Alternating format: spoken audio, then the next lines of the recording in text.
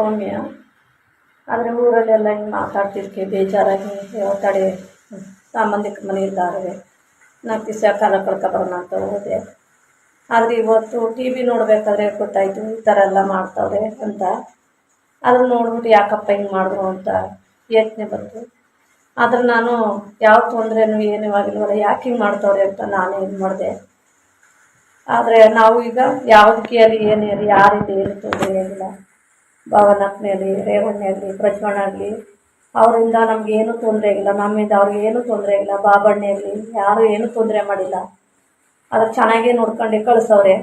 ಆದರೆ ಈ ಮೊಬೈಲ್ ವಿಡಿಯೋಲಿ ಯಾವುದೇ ಅಲ್ಲಿ ನಮ್ಗೆ ಅದಕ್ಕೂ ಸಂಬಂಧನೇ ಇಲ್ಲ, ನಮಗೂ ಅದಕ್ಕೂ ಸಂಬಂಧನೇ ಇಲ್ಲ. ಆದರೆ ಈ ಥರ ಯಾವುದೂ ತೊಂದರೆ ಕೊಟ್ಟಿಲ್ಲ. ಅವರು ಯಾರು ಕಿಡ್ನಾಪು ಮಾಡಿಲ್ಲ.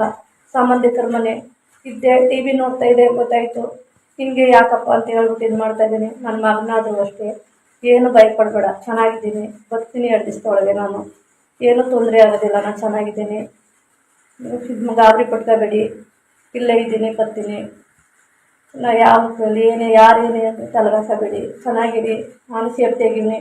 ಅವರಲ್ಲಿ ಏನು ನಮಗೆ ತೊಂದರೆ ಆಗಿಲ್ಲ, ಅವರು ಕಿಡ್ನಾಪ್ ಮಾಡಿಲ್ಲ. ಈ ಮೊಬೈಲ್ದಲ್ಲಿ ಯಾವುದು ಸಂಬಂಧನೇ ಇಲ್ಲ.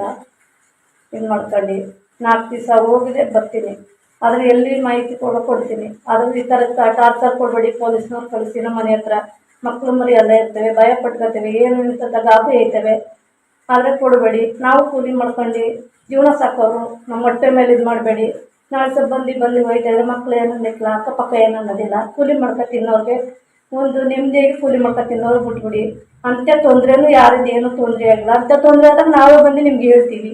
ಆ ರೀತಿ ಯಾವುದೂ ತೊಂದರೆನೇ ಇಲ್ಲ. ಆ ರೀತಿ ಕೊಡಬೇಡಿ, ಹಿಂಸೆ ಕೊಡಬೇಡಿ. ಆ ಥರ ತೊಂದರೆ ಕೊಟ್ಟಾಗ ನೀವೇ ಜವಾಬ್ದಾರಿ ಆಗಬೇಕಾಯ್ತು. ನಮ್ಮ ಗಂಡನಿಗೆ ನಮಗೇಲಿ ಏನೋ ತೊಂದರೆ ಆದಾಗ ನೀವೇ ಹೊಣೆ.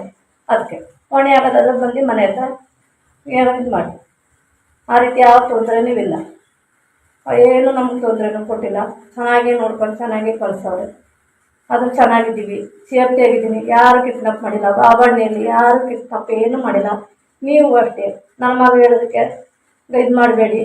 ನನ್ನ ಮಗ ಏನೋ ಗೊತ್ತಿಲ್ಲದಂತೆ ಇದು ಮಾಡೋನೆ, ನಮ್ಮಮ್ಮ ಹಿಂಗೆ ಹೋಗೋದಲ್ಲ ಅಂತ ಗಾಬರಿ ಪಟ್ಕೊಂಡು ಮಾಡೋನೆ. ಅವ್ರು ಯಾರು ನನಗೆ ತೊಂದರೆ ಕೊಟ್ಟಿಲ್ಲ, ಯಾರು ಕಿಡ್ನಾಪ್ ಮಾಡಿಲ್ಲ. ನಾನೇ ಹೋಗಿದ್ದೀನಿ, ನಾನೇ ಸೇಫ್ಟಿಯಾಗಿ ಬರ್ತೀನಿ.